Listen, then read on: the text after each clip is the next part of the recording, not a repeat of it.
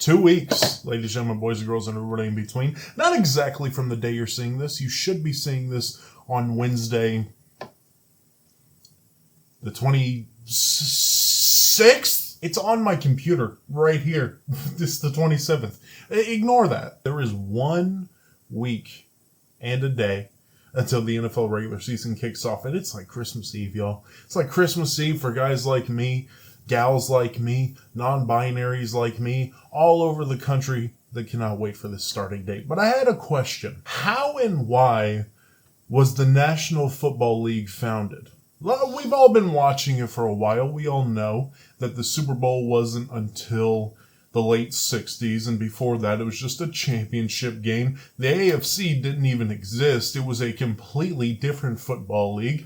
But why, in 1920, did a couple guys sit down and decide to form what became the National Football League? So I got into it. Let me share with you what I found. Now, pro football itself was invented in 1892. It was a spinoff of like rugby. But up until 1920, it was a whole lot of exhibition?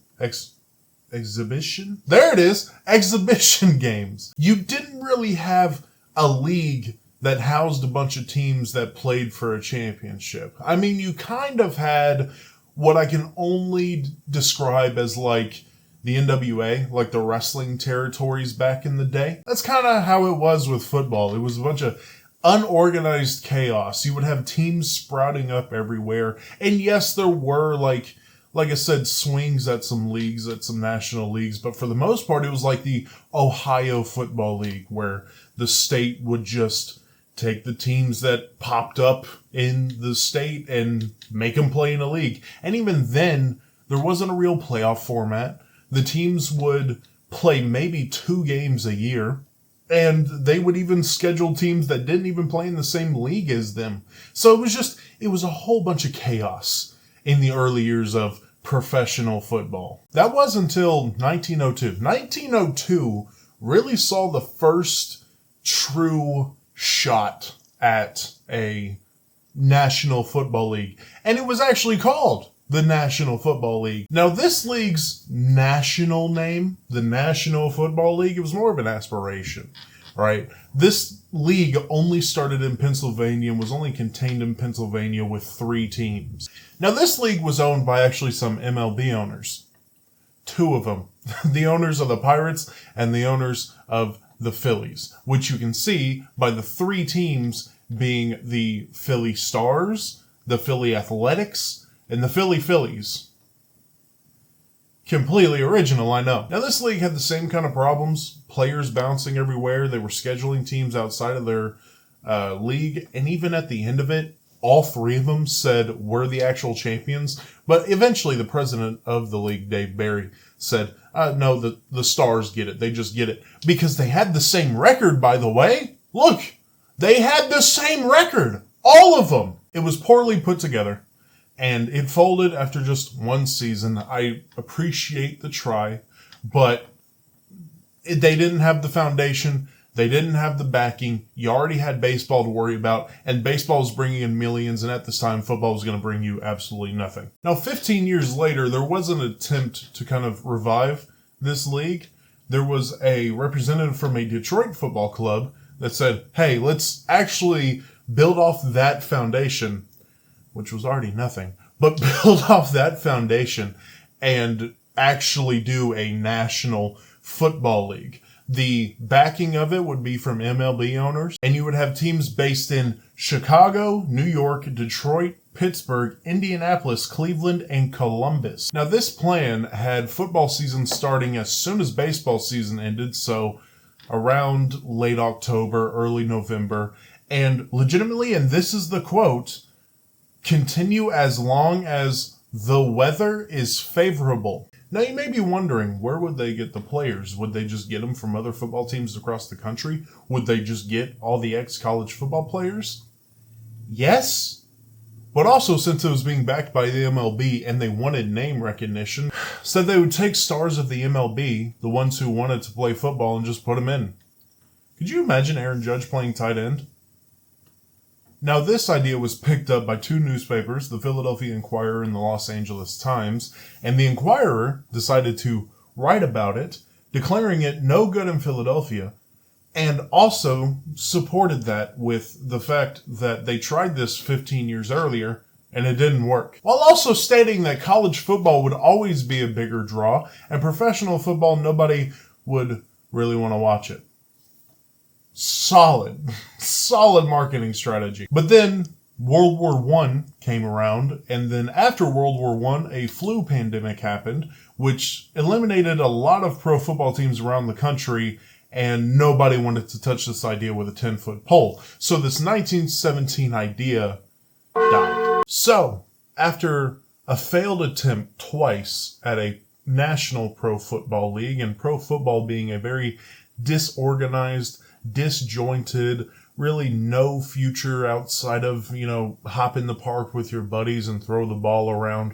Why is it that they decided to make this into a league? There was a clear interest in it. Whether it was massively popular or not, college football was actually growing at an accelerating rate. I mean, you saw what the Philadelphia Inquirer guy said about college football. It was growing at a pretty impressive rate, and crowds were still showing up to watch the game. So there was a clear interest in it.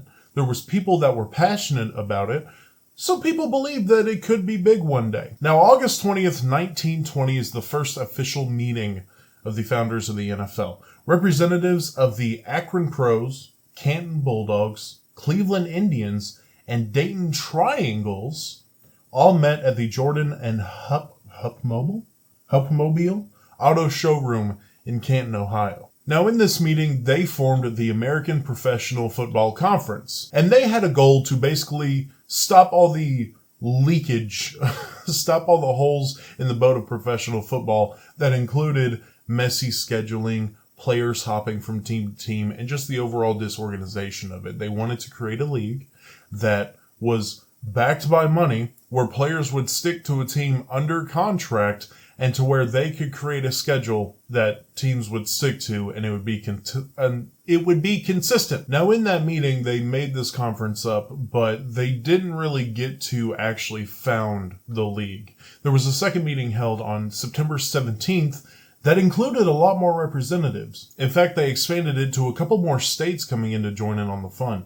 They had, and I have to look at my notes for this, they had the Hammond Pros and Muncie Flyers from Indiana, the Rochester Jeffersons from New York, and the Rock Island Independents, Decatur Staleys, who later became the Chicago Bears, and Racine Cardinals, who later became the Arizona Cardinals, from Illinois. Those teams were at the meeting, but 4 other teams joined in soon after to start the first season. That was the Buffalo All-Americans, Chicago Tigers, Columbus Panhandles, and Detroit Heralds. Now, the first couple of years, this wasn't called the NFL. It was called the APFA, American Professional Football Association. The NFL name wouldn't come until 1922, which, much needed change. To join, you pretty much just had to form a team, pay $100, form your own schedule, and yes, that would still lead to teams playing teams outside of the